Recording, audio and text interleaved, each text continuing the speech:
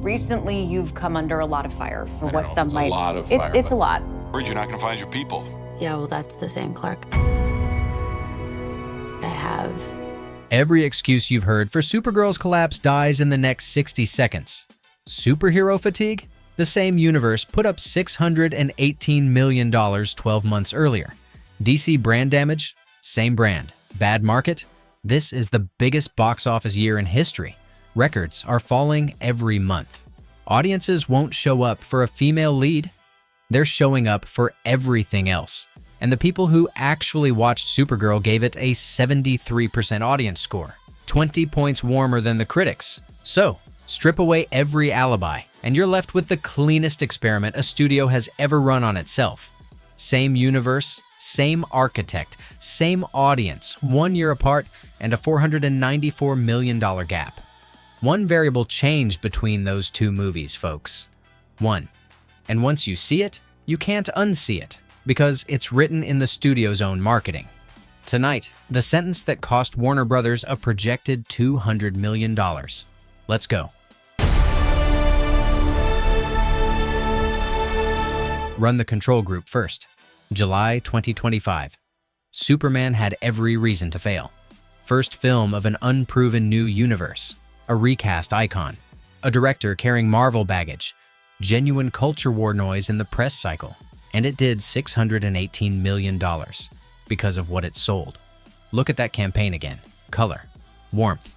A hero who saves squirrels and means it. Cornswet playing sincerity without a wink. The entire pitch in one sentence was, "Your hero, played straight, hope is back."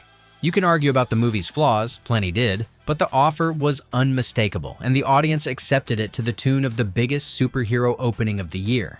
Now here's what matters for tonight. That result was data. Warner Brothers, DC, every executive in that building watched the market say, in cash, that sincerity sells. They had the answer sheet in their hands. 11 months later, they released the next chapter and pitched the exact opposite. What the hell, dude? Why did you move the door? I didn't move the door. Hey, where is my dog? Supergirl, based on a genuinely great comic, Tom King's Woman of Tomorrow, one of the most acclaimed DC books of the decade. Nobody serious disputes that. But watch what the movie was sold as, because the campaign never hit it. The entertainment press, covering it warmly mind you, described it in one line. A grimy, revenge-driven space western whose Kryptonian lead would rather get drunk on a red sun planet than save anyone. That's not a hit piece, folks. That was the sell, the hangover introduction, the bitterness as personality, the S-shield. But make it cynical. In an 11-month window, the same studio pitched the same audience two opposite sentences. Your hero, sincerely. And your hero, but drunk and angry. And the audience answered both pitches with perfect clarity. $618 million for the first. A $37 million opening, a 77% second weekend collapse, and $124 million total for the second. Same shield, same universe, same summer moviegoers. The audience didn't reject superheroes, DC, or her. They read two offers and declined one.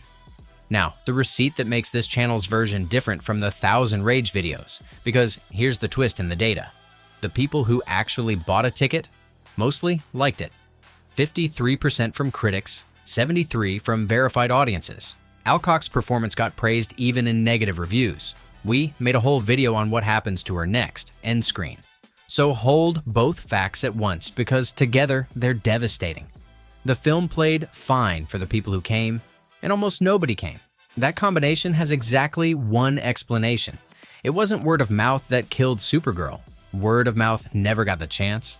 It was the decision made months earlier from the trailer onward by tens of millions of people who looked at the offer, your hero, but jaded, and said, then why would I bring my kid? Why would I go at all? A 77% second weekend drop isn't an audience turning on a movie, folks. It's the absence of an audience to begin with. The pitch pre-rejected the film before a single review could save it. And the bill for that pitch is bigger than anyone at DC has said out loud. Quick one. If you want experiments and receipts instead of outrage, subscribe. CineWire runs the numbers. Now, the bill and who signed it.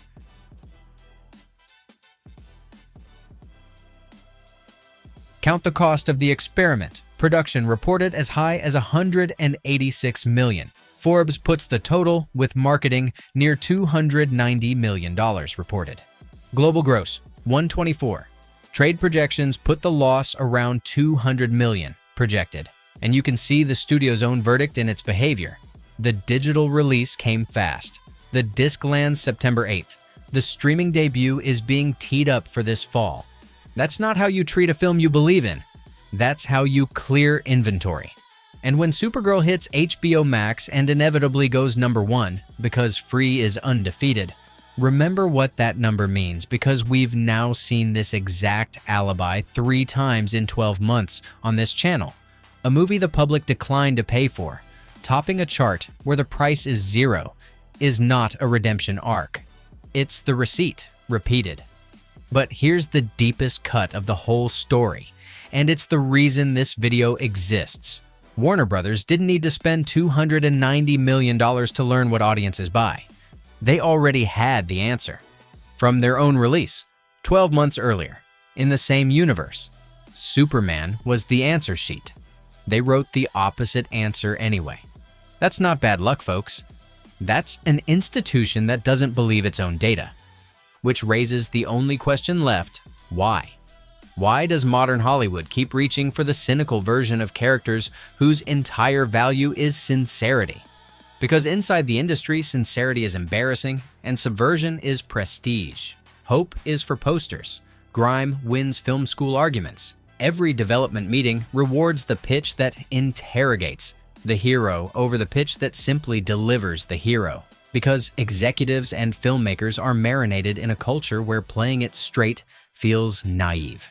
And to be fair, fair is what we do here. The subversive version can work. In a comic for 100,000 devoted readers, King's story is a masterpiece. On premium TV, the boys built an empire on it. But a $200 million summer tentpole is not a comic or a cable show. It's a mass market promise to families. And the mass market has spent this entire year telling everyone what it wants.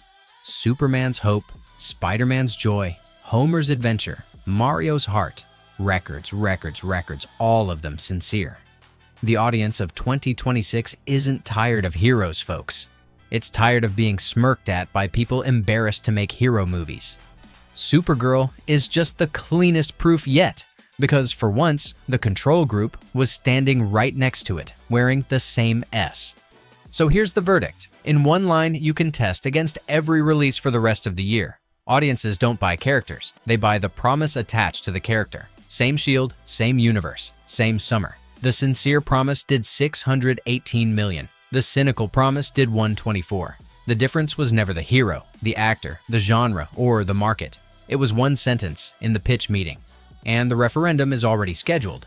Man of Tomorrow, July 2027. Same universe, Superman and Supergirl, made by people who have now been handed this lesson at a cost of $290 million reported dollars. If that movie sells sincerity and soars, this experiment becomes the most expensive confirmed finding in modern Hollywood. If they smirk again, well, at some point it stops being a mistake and becomes a confession. We'll be here either way. Subscribe for the receipts, and the full story of the press tour that made everything worse is on screen right now.